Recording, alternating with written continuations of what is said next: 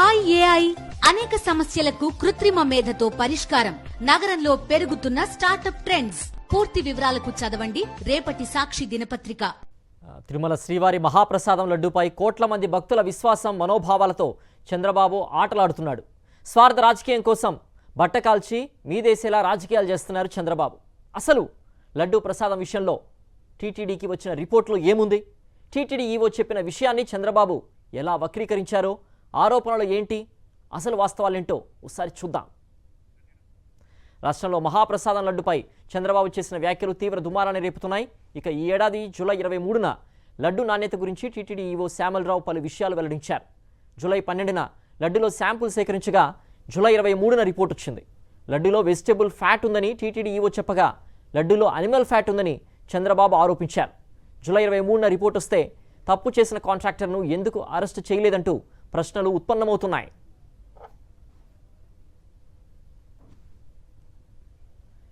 లడ్డు విషయంలో టీడీపీ శ్రేణులు మరో వాదనను తెరపైకి తీసుకొచ్చారు. కేజీ నెయ్యి 320 రూపాయలకి ఇచ్చారని, క్వాలిటీ లేదంటూ ఆరోపిస్తున్నారు. వాస్తవానికి 2024 జనవరిలో టెండర్ ఖరారు చేసిన రేటు ప్రకారం లీటరు 350 నుంచి 358 రూపాయల వరకు ఉంది. 2015 గత టీడీపీ ప్రభుత్వ హయాంలో మహారాష్ట్రకు చెందిన గోవింద్ మిల్స్ నుంచి లీటర్ నెయ్యి 276 రూపాయలకు కొనుగోలు చేసింది అప్పటి ప్రభుత్వం. 2018లో 320 రూపాయలకే premier agri foods private limited నుంచి కొన్నారు. అంటే రేటు తక్కువ అయితే నాణ్యత తగ్గిందన్న టీడీపీ వాదనకు చంద్రబాబు కట్టుబడి ఉన్నారా? 2018లో కల్తీ ఉన్న నెయ్యిని సప్లై చేశారా అనే ప్రశ్నలకు చంద్రబాబు సమాధానం చెప్పాలి.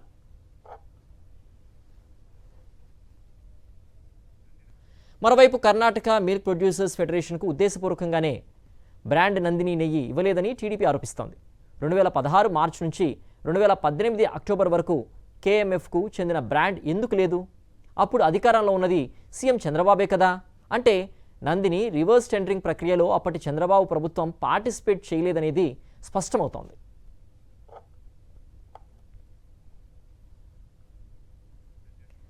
లడ్డు వ్యవహారంపై సుప్రీంకోర్టు జడ్జి చేత విచారణ చేయాలని వైఎస్ఆర్సీపీ డిమాండ్ చేస్తోంది.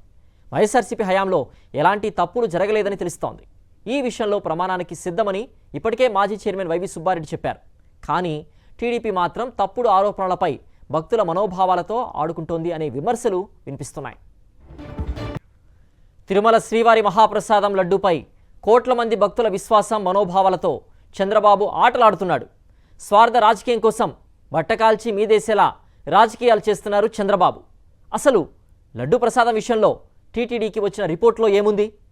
టీటీడీ ఈవో చెప్పిన విషయాన్ని చంద్రబాబు ఎలా వక్రీకరించాలో, ఆరోపణలేంటి, అసలు వాస్తవాలేంటో ఒకసారి చూద్దాం. రాష్ట్రంలో మహాప్రసాదం లడ్డుపై చంద్రబాబు చేసిన వ్యాఖ్యలు తీవ్ర దుమారాన్ని రేపుతున్నాయి. ఇక ఈ ఏడాది జూలై 23న లడ్డు నాణ్యత గురించి టీటీడీ ఈవో శ్యామలరావు పలు విషయాలను వెల్లడించారు. జూలై 12న లడ్డులో శాంపుల్ సేకరించగా జూలై 23న రిపోర్ట్ వచ్చింది. లడ్డులో వెజిటబుల్ ఫ్యాట్ ఉందని టీటీడీ ఈవో చెప్పగా లడ్డులో అనిమల్ ఫ్యాట్ ఉందని చంద్రబాబు ఆరోపించారు. జూలై 23న రిపోర్ట్ వస్తే తప్పు చేసిన కాంట్రాక్టర్ను ఎందుకు అరెస్టు చేయలేదంటూ ప్రశ్నలు ఉత్పన్నమవుతున్నాయి.